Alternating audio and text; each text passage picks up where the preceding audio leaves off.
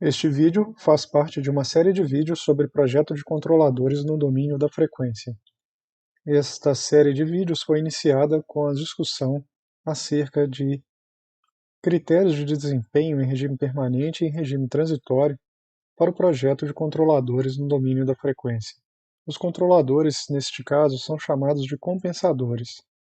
E para atender os diversos critérios estabelecidos anteriormente, nós costumamos utilizar um conjunto de estruturas bastante conhecidas e padrão, começando com os compensadores em atraso. Os compensadores em atraso são controladores formados por uma função de transferência que tem apenas um zero e apenas um polo, um zero real e um polo real. Portanto, para sintonizar um compensador em atraso, nós precisamos ajustar três parâmetros: o ganho proporcional, a frequência associada ao zero real e a frequência associada ao polo real. O zero está localizado em menos ômega-z e o polo está localizado em menos ômega-p. E a ideia é que a frequência do polo é menor do que a frequência do zero, de tal maneira que na resposta em frequência de um compensador em atraso, nós veremos uma tendência de aumento do ganho nas baixas frequências e de redução da magnitude nas altas frequências, o que é consistente com a curva de conformação da função de transferência de malha aberta, ou o ganho do laço, como nós vimos anteriormente. De fato, como visto anteriormente,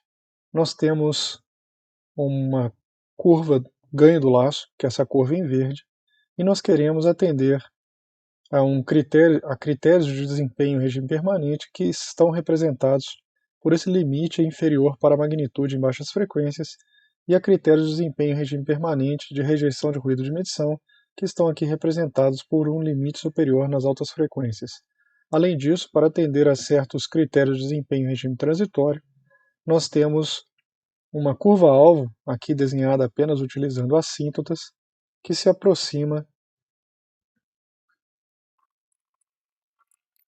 de forma que, se nós tivermos uma curva verde aproximada, que se aproxima bem de um ganho do laço alvo, portanto, eu colocarei aqui um asterisco, que é dado por ômega-n ao quadrado sobre S vezes S mais 2 zeta ômega-n, nós teremos garantido erro nulo para variações integral na referência e o atendimento a tempos de acomodação, tempo de subida e máxima sobre a elevação percentual, que estão associadas aos parâmetros zeta e ômega-n. Tudo isso partindo da premissa de que em malha fechada um comportamento padrão de segunda ordem é uma boa aproximação para o comportamento do sistema de controle automático em malha fechada. Mas voltemos aos compensadores em atraso. Se nós indicarmos no diagrama de Bode de um compensador em atraso as assíntotas para o gráfico da magnitude e as assíntotas para o gráfico da fase, nós veremos um padrão como esse mostrado aqui nessa figura. Nós vemos que para a magnitude temos amplificação nas baixas frequências, como eu já tinha dito, e nas altas frequências nós temos atenuação, ou uma menor amplificação. Claro que esse valor de patamar é negativo, dependendo do valor de Kp. Se Kp for muito alto, toda essa curva ela é elevada na direção vertical, e mesmo essa região da curva pode estar com um ganho positivo em decibéis, o que ainda significaria uma amplificação. Mas, em geral, o que nós buscamos num compensador em atraso é ter amplificação nas baixas frequências e atenuação nas altas frequências, de forma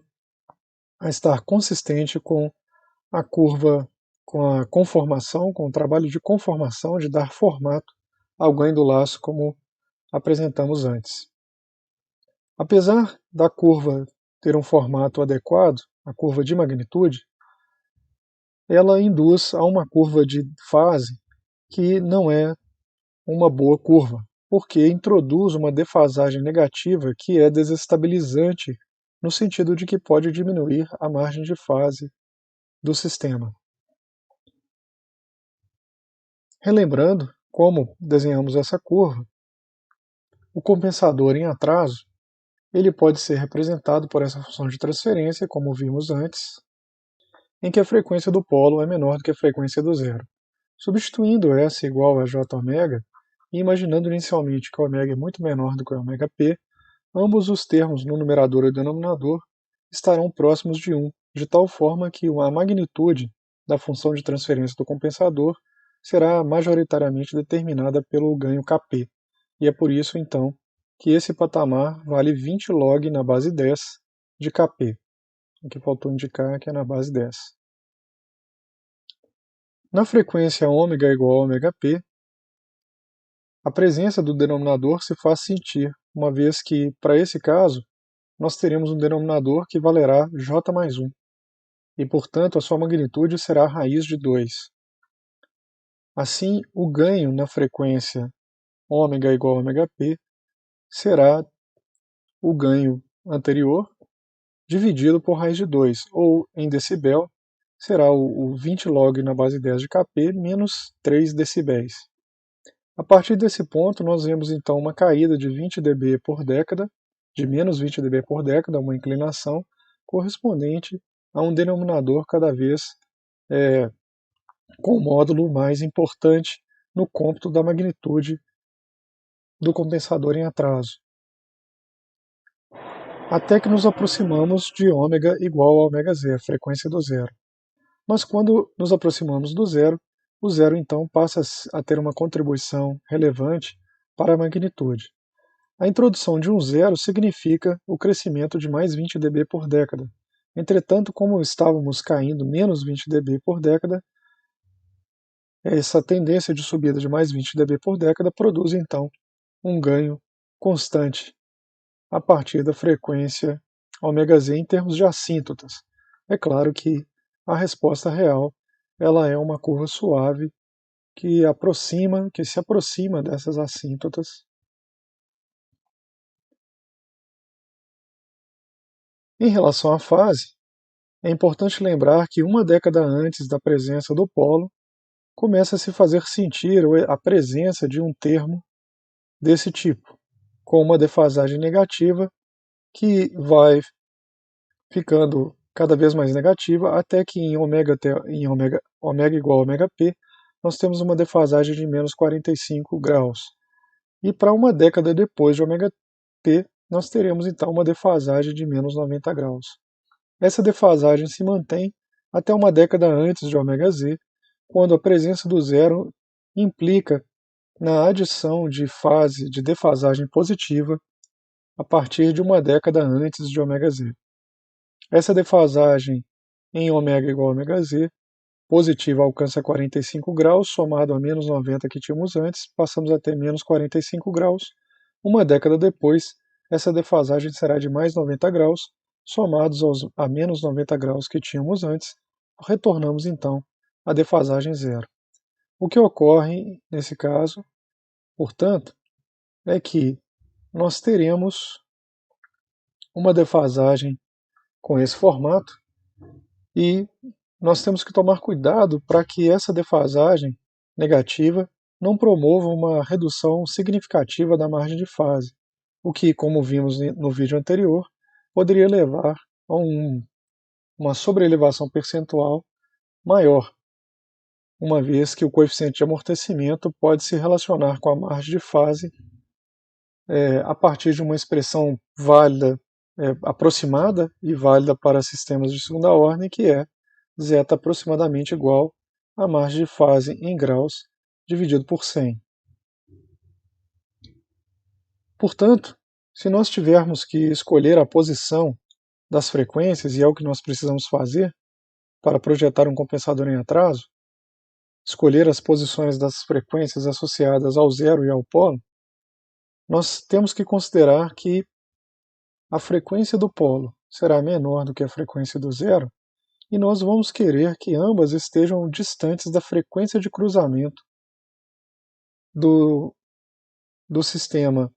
para controlador com ganho unitário, uma vez que nós não queremos que a margem de fase seja diminuída, ou seja, essa defasagem negativa, nós não queremos que ela seja somada exatamente na região onde nós estamos avaliando a margem de fase. que é quando o ganho do sistema cruza por 0 dB, quando o ganho é igual a 1, 0 dB. Portanto,